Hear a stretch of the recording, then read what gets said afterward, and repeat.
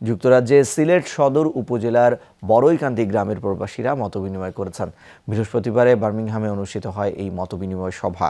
নিজেদের মধ্যে ঐক্য, ভ্রাতৃত্ব, পারস্পরিক সহযোগিতা এবং সর্বোপরি এলাকার আর্থসামাজিক উন্নয়নে ভূমিকা রাখার প্রত্যয়ে আয়োজন করা হয় এই সভাটি। এ সময় বক্তারা বড়ইকান্দির উন্নয়নে ঐক্যবদ্ধভাবে কাজ করার লক্ষ্যে একটি সংগঠন গড়ে তুলতে একমত হন। সর্বশেষ এলাকার প্রবীণ ব্যক্তিসহ সকলের সুস্থতা এবং প্রয়াত সকলের রুহের মাগফিরাত কামনা করে বিশেষ দোয়া মাহফিল অনুষ্ঠিত হয়।